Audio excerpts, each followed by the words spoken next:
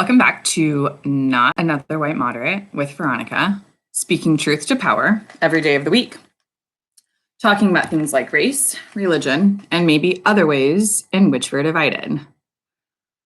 Welcome back. If you can't see me, or if you're listening to this later, I just feel the need to describe my setting because it's actually kind of cute today. And also to dissuade any ideas that I dressed up for this and to just clarify what my costume is today.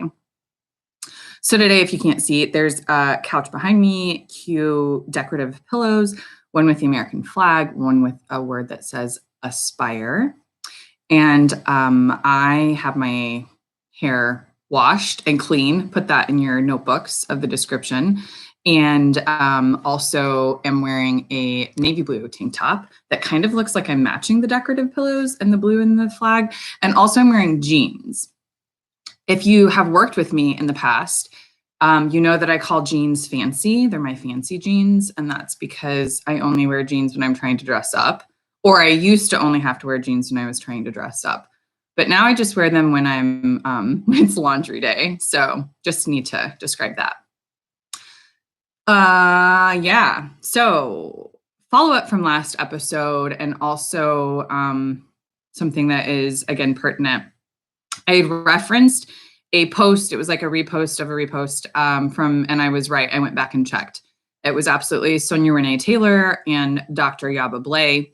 And it's centering around the idea that the things that I am teaching, the things that I share, are things that I am battling myself, learning myself, something along those lines. If you have ever had a conversation with me or a coaching session or just friend-to-friend chat, and I've said something, I've given some sort of advice or sounded preachy, if I haven't said the disclaimer at the beginning, I would be surprised, but also I'll just say it now. The idea that like anything that I say, anything that I share is something that I'm still learning myself, or that I feel like I may have learned, but I still have more left to learn, right? And so that sort of attitude being the starting place. So I say all that to say as the intro to today. And as I was writing this, I saw something from a fellow parent who had a joke about saying that they had an 11-year-old for sale. And I also have an 11-year-old, and the idea of like needing a break or needing like a support group, having, parenting, I was like parenting a preteen during a pandemic, right? To do some alliteration too. Like it's challenging, and especially challenging, I think even more so now, because we have been teaching our children agency, consent, these critical thinking, right? Hopefully we've been teaching our kids these lessons, and that we have been learning them ourselves. And if you've done your job as a parent, your kid might be coming back and questioning things. They might be coming back and asking you some of those same lessons, right? And so again, this idea of teaching and learning, and part of being vulnerable, part of teaching transparency is leading by example, and that is actually more difficult, more challenging than just teaching it. So consent.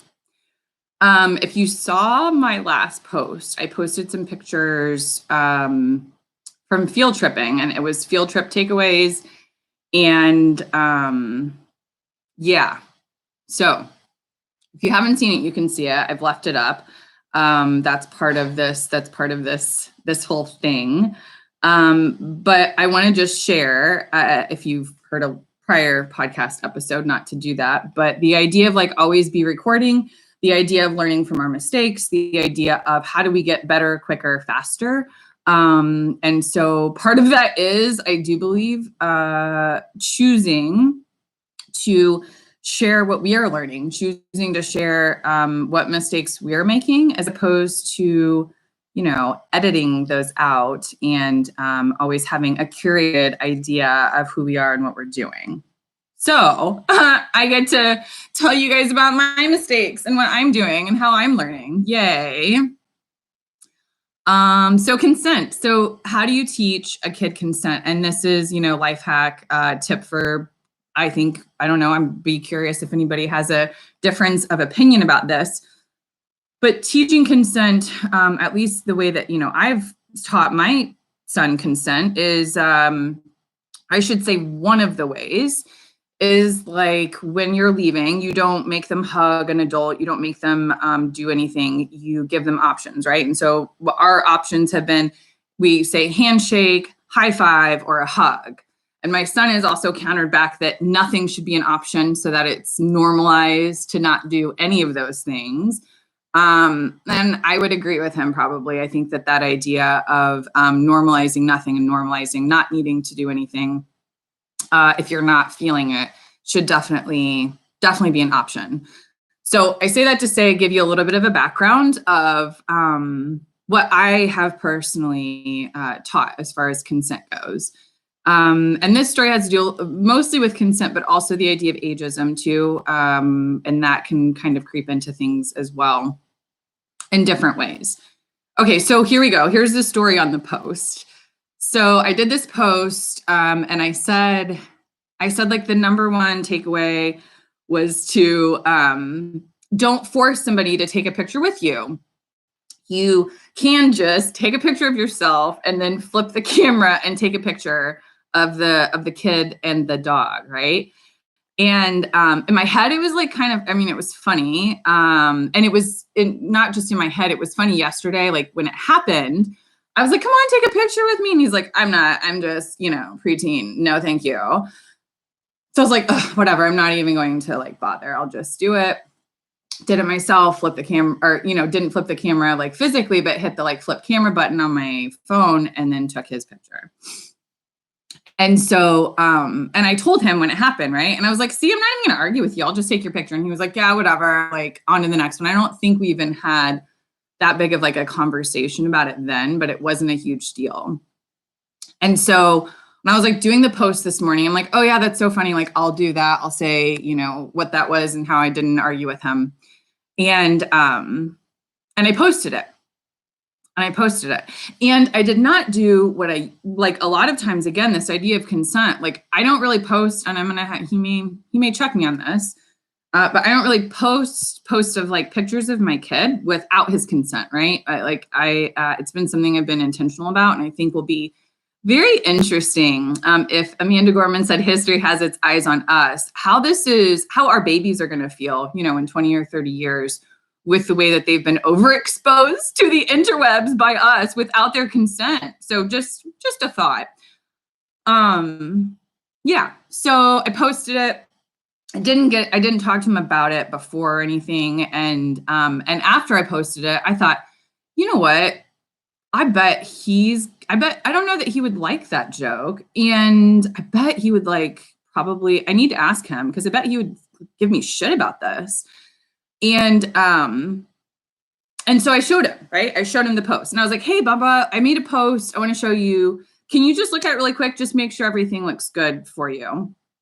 And so he did, and he swiped through the pictures and he was like, yeah, it's fine, whatever. Like, why are you bothering me? And so then I said, but did you read the words? Did you read the caption? And he was like, no, hold on. And so he goes back and he reads the caption and I see his face and I'm like, oh, I knew it. And he's like, furrows his brows, right? And he says, so you're just encouraging parents that when their child doesn't do what they want them to do, they can just do whatever they want to do anyways. And that is funny. And I was like, I knew it. I knew you were going to say this. After I posted it, I had this thought and I thought, man, I bet he might take offense to this. This might be like a thing. And sure enough, it was. And so I told him, I'm like, you're right. I realized after I posted it, like if we're talking about consent and we're talking about not forcing people to do something, like, do we do something else against their consent? because we can. Like, what does that mean? What am I actually promoting? Yeah. So then I'm like, so what do I do? Do you want me? What would be most respectful to you at this point? Should I pull the post down? Do you think I should pull the post down? Like, because I never even asked you if you're okay with it in the first place. Or should I leave it up there so that, everybody, I'll do a podcast about it and then everybody can like learn from the mistake and like learn from my mistake and we can all learn together.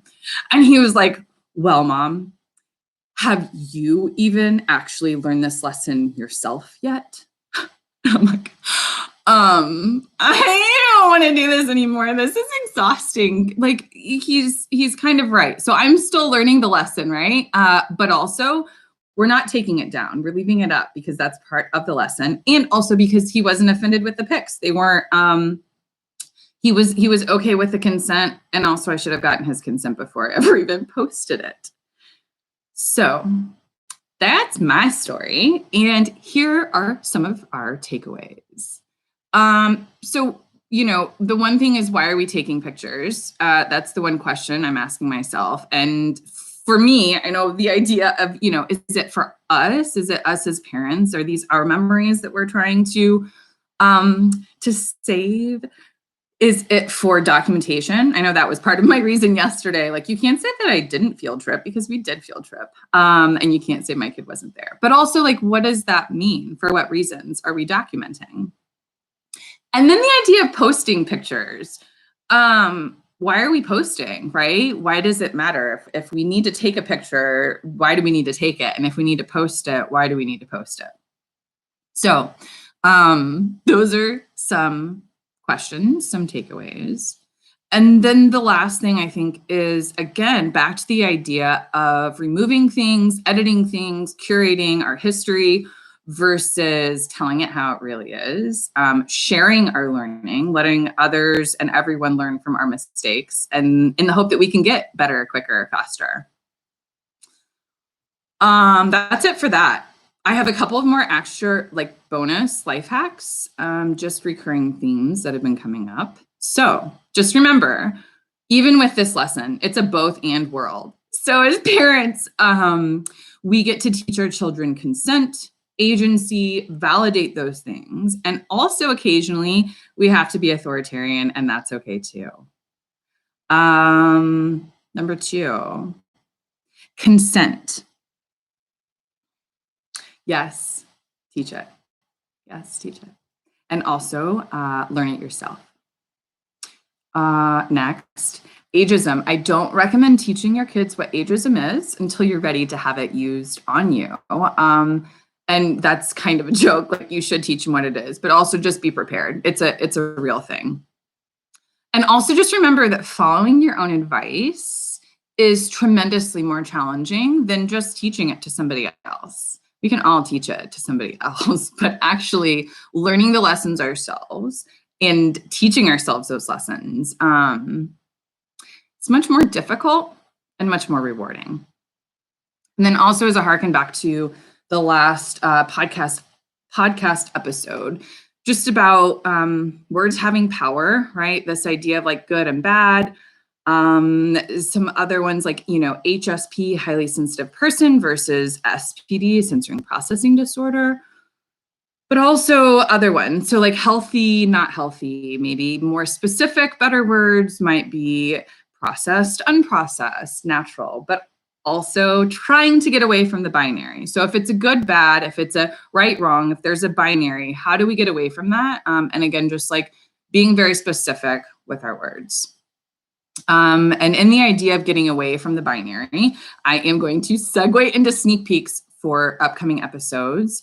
And if you have questions, comments, concerns, something to add, something to discuss, please reach out on these topics, or really anything else that you would like to discuss. So that getting away from the binary, upcoming episode, gender, the non-binary, trans, gender reveals. There's been a lot of discussion and a lot of contemplation. And also, Number 2, the idea of like ability disability. Again, going back to what I was talking about in the last episode with my friend Arvis about how we're framing things. Thinking about disabilities caused by capitalism, ... Also in the framework of reparations, pain and suffering, those sorts of ideas. And then the last thing is my least favorite, but probably like what everybody's going to want to talk about the most, and that's okay. In a past life, I have professional experience. One of the hats that I've worn, or many hats that I've worn, have been centered in, real estate, insurance, all of those things, owning a home, buying a home. So we're going to talk about that. I have some things to add and some things that have come up. So if you have things that you want to talk about in that vein, let me know. I think that's it for now. I hope that this has been helpful. If it has, remember, you can always show your appreciation via monetary methods, if that speaks to you, or non-monetary methods, manifesting abundance in all the ways. So if we should chat, let's chat. Reach out. And don't forget, love yourself to revolution. Thanks for listening. Love you guys. Bye.